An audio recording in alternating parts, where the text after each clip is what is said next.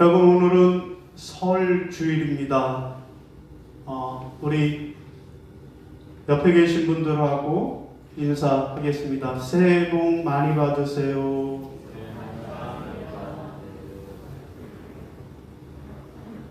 여러분, 그런데 어떻게 하면 복을 많이 받을 수 있을까요?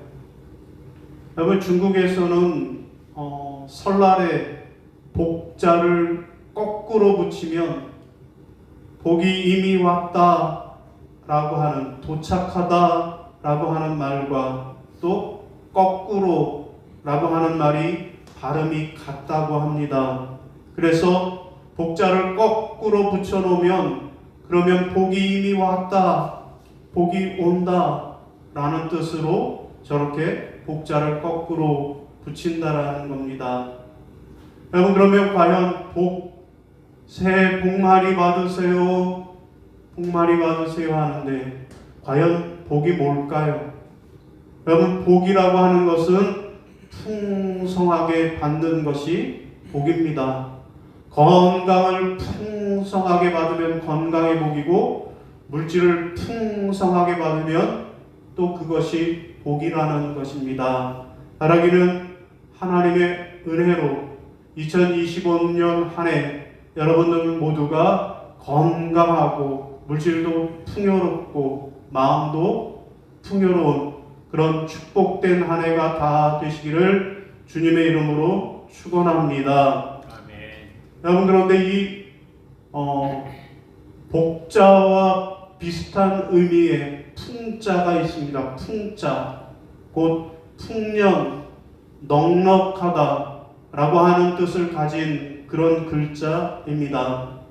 그런데 이 풍자를 자세히 보면 밑에 콩 두자에다가 그 위에 구불 곡자를 결합한 모습인데요.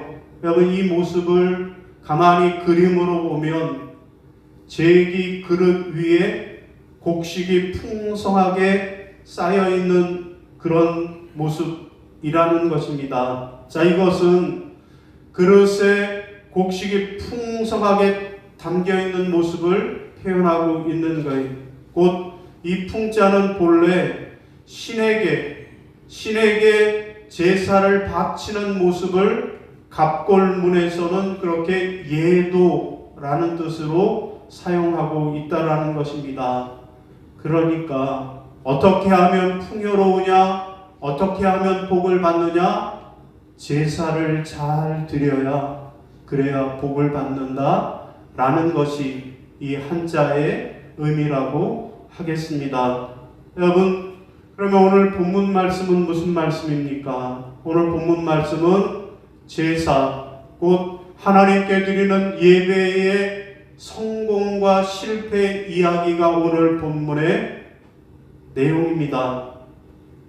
여러분, 아담과 하와가 선악과를 따먹고 에덴 동산에서 쫓겨나서, 그래서 땅으로 내려와서 땅에서 땀을 흘리면서 수고하며 살았습니다. 자, 그러던 중에 하와가 임신하여 아들을 낳았는데 그 첫째 아들을 가인이라고 불렀습니다. 하나님이 아들을 주셨다고, 여호와로 말미암아 등남하였다라고 가인이라고 지었습니다. 또 얼마 안 되어서 아들을 낳았는데 그 이름을 아벨이라고, 공허하다, 비었다 라고 하는 의미로 아벨이라고 지었습니다. 자, 세월이 흐른 후에 가인은 농부가 되었고 아벨은 목자가 되었습니다. 자, 그래서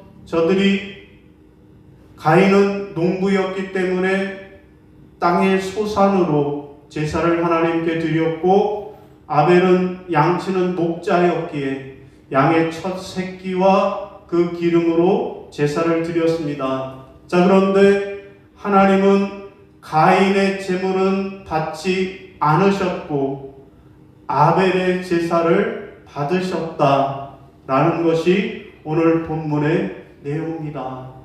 여러분, 똑같이 가인도 하나님 앞에 제사를 드리고 아벨도 하나님 앞에 제사를 드렸는데, 그런데 하나님은 가인의 제사는 받지 않으시고 아벨의 제사만 받으셨다라는 것입니다. 왜 그럴까요? 왜 하나님은 가인의 제사는 받지 아니하시고 아벨의 제사만 받으셨을까요? 여러분, 오늘 우리는 새해 복을 받으려면 예배에 성공해야 하는데, 어떻게 하면 우리가 드리는 이 예배가 하나님이 받으시는 그런 예배가 될 수 있을까요? 여러분, 첫 번째로 우리가 예배에 성공해서 그래서 하나님의 복을 받으려면 어떻게 해야 합니까? 첫 번째로는 인격적 삶으로 예배해야 하겠습니다. 따라하겠습니다. 인격적 삶으로 예배해야 합니다. 인격적 삶으로 예배해야 합니다. 자, 우리 5절 보겠습니다. 시작. 가인과 그의 제물은 받지 아니하신지라 가인이 몹시 분하여 안색이 변하니. 아멘. 여러분, 무슨 말씀이에요? 우리가 하나님의 복을 받으려면 예배가 성공해야 하는데, 우리 예배가 성공하려면 첫 번째 그 조건이 인격적 삶으로 예배해야 한다라는 말씀입니다. 여러분, 본문은 하나님께서 아벨의 제물은 기쁘게 받으셨지만 그러나 가인의 제물은 받지 않으셨다 말씀합니다. 여러분, 왜 그럴까요? 왜 하나님은 가인의 제물은 받지 않으셨을까요? 어떤 사람은 이렇게 해석합니다. 가인은 땅의 소산으로 하나님께 제물을, 곧 곡식 제사를 드렸지만 아벨은 양의 첫 새끼와 그 기름으로 드렸기 때문이라는 거예요. 다시 말하면 가인은 피가 없는 곡식 제사를 드려서 받지 않으셨지만 아벨은 피가 있는 제사를 드렸기 때문에 받으셨다라는 거예요. 의외로 많은 사람들이 그렇게 얘기하는 거예요. 가인은 곡식 드려서 안 받으신 거고 아벨은 피를 드려서 양의 제사를 드렸기 때문에 받으셨다. 여러분, 맞는 이야기 같지만 그렇지 않습니다. 왜냐하면 오늘 본문에도 나오는 대로 가인은 농부였으니까 농부가 자기 소산으로 드렸다라는 거예요. 아벨은 목자였으니까 자기의 기르던 양으로 드렸다라는 거예요. 자기 직업에 따라 제물을 드렸는데 그것을 받고 안 받은 것 이유가 되지 않는다라는 거예요. 여러분, 그러면 뭘까요? 뭘 때문에 하나님께서 가인의 제물은 받지 않고 아벨의 제물만 받으셨을까요? 여러분, 오늘 본문을 자세히 보면 오늘 본문은 제물의 차이보다는 그 제물을 드리는 사람의 인격의 차이를 초점을 맞추고 있다라는 것입니다. 여러분, 오늘 본문을 히브리 원문, 영어 원문으로, 성경 원문으로 보면 그 뜻이 더 분명해집니다. 한번 같이 읽어볼까요? 시작. 야훼께서 아벨을 반기셨으므로 그래서 그가 바친 제물도 반기셨다. 그러나 가인은 반기지 아니하셨으므로 그래서 그가 바친 제물도 받지 않으셨다. 아멘. 여러분, 그렇습니다. 하나님께서는 먼저 제물을 드리는 자의 인격, 그 인격을 보고 받을까 안 받을까를 결정하신 다음에 그 다음에 그가 드리는 예물도, 그의 제물도 받으실지 안 받으실지를 결정해 주었다. 그렇게 하셨다라는 말씀입니다. 여러분, 그러므로 우리가 주님께 무엇을 가지고 나아가는지 분명해졌습니다. 여러분, 우리가 하나님 앞에 나와 예배할 때 중요한 것은 우리가 하나님 앞에 드리는 물질이 아니라 그 그 물질을 드리는 자의 인격이라고 말씀하십니다. 여러분, 그러니까 하나님은 우리가 하나님 앞에 나와 예배할 때 물질을 많이 드리는 것, 그것 보고 예배를 받으시는 분이 아니라 하나님 앞에 나올 때 내 인격의 삶이 어떤 삶을 살았는지, 내 인생의 삶을 어떤 삶을 살았는지 그 모습을 보고 그 예배를 받으신다라는 것입니다. 여러분, 사기꾼 같던 야곱이 결정적으로 변화된 곳이 야복강입니다. 자, 야복강에서 야곱은 천사와 씨름을 하게 됩니다. 천사에게 나를 축복해 달라고, 내게 축복해 달라고 말합니다. 여러분, 그러나 이때 성경에 보면 야곱은 이미 외삼촌 라반의 집에서 수많은 재물을 거두어서 이제 고향 땅으로 돌아가는 길에 있었기에 그는 부자였어요.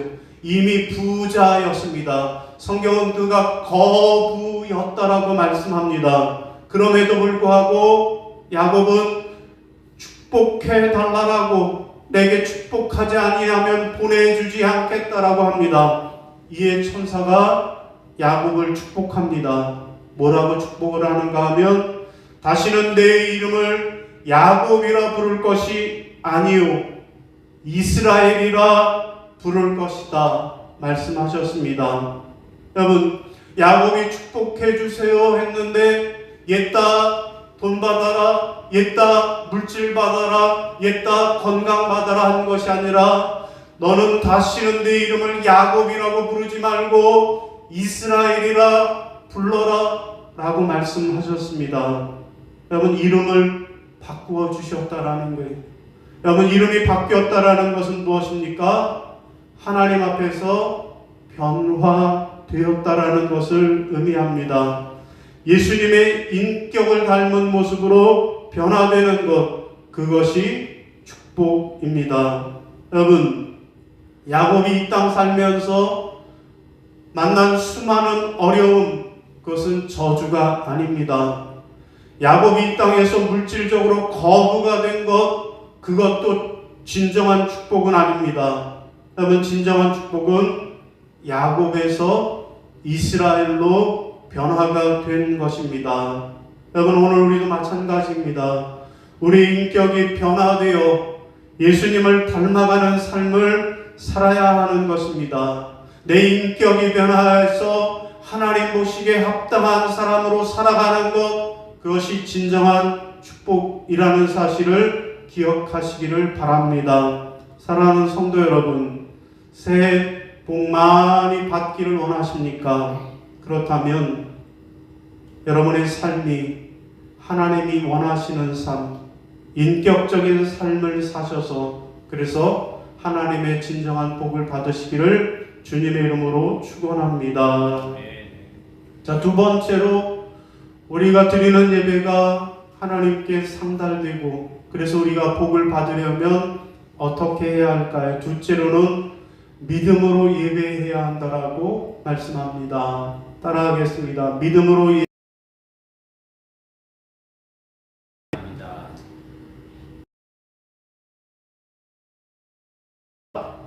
믿음으로 아벨은 가인보다 더 나은 제사를 하나님께 드림으로 의로운 자라 하시는 증거를 얻었으니 하나님이 그 예물에 대하여 증언하심이라. 그가 죽었으나 그 믿음으로써 지금도 말하느니라. 아멘.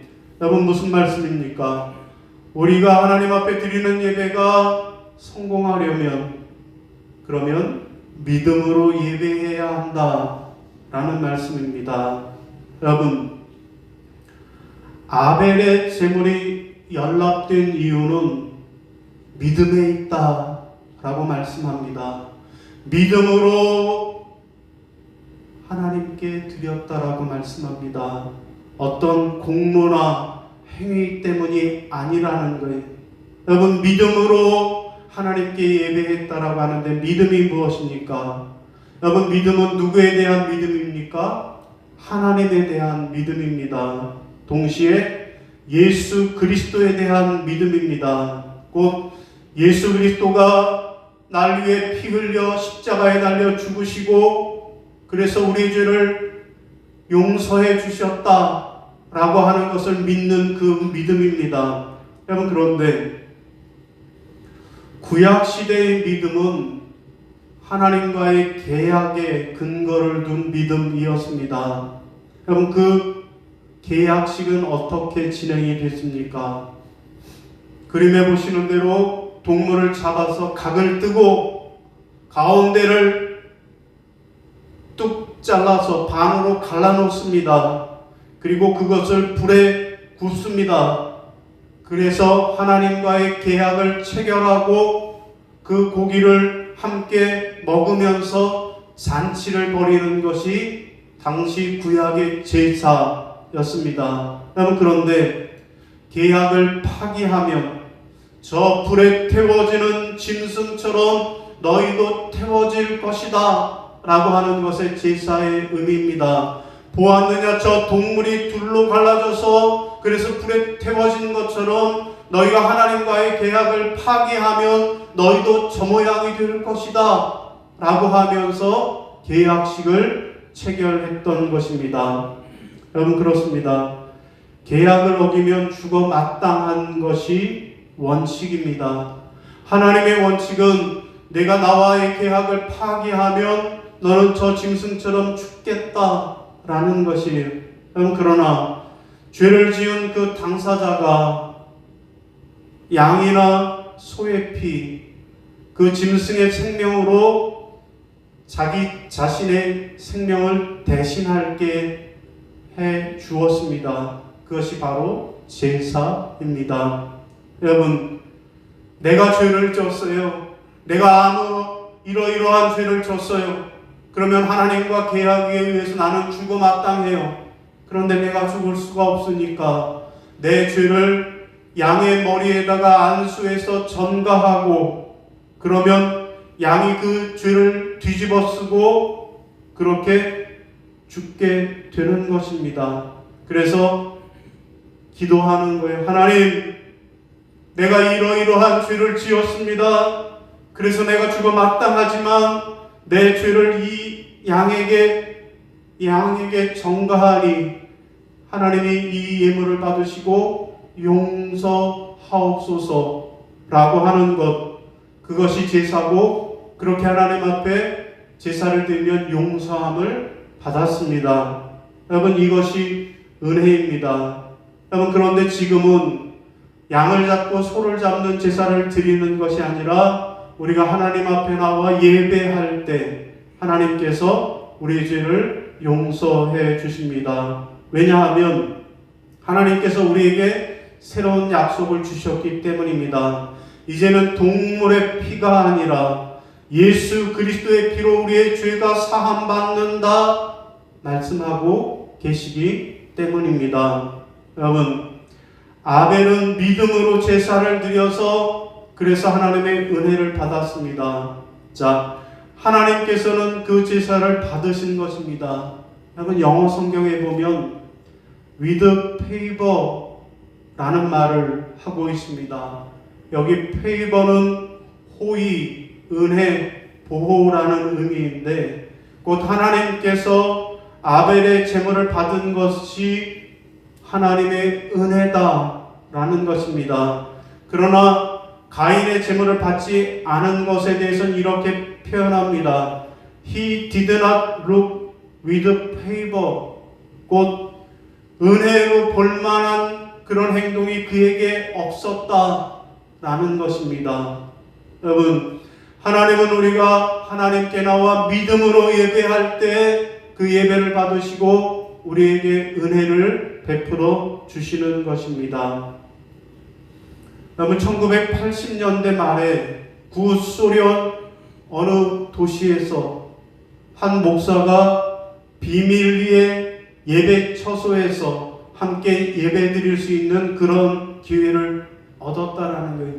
당시는 공산당이 지배하는 그런 시대였기에 예배하다가 붙잡히면 끌려가서 그렇게 큰 고초를 겪는 그런 때였습니다. 자, 몰래 저들이 비밀 예배를 드리는데 그 예배처에 가보니까 예배를 드리기 전부터 성경 봉독을 하면 그때부터 울면서 예배가 시작되었는데 울음이 그치질 않았다라는 거예요.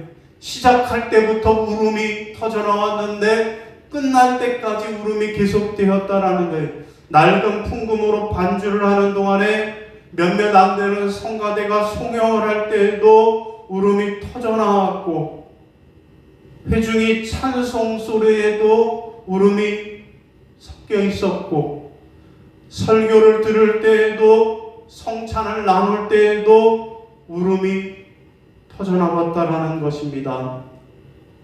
이 목사님이 예배 마치고 성도에게 물었다라는 게 아니 왜 예배하는 내내 그렇게 울면서 예배를 드렸습니까? 그랬더니 그가 하는 말이 이 세상에서 드리는 마지막 예배가 될지도 모르는 예배이기에 그랬노라고 대답을 했다라는 것입니다.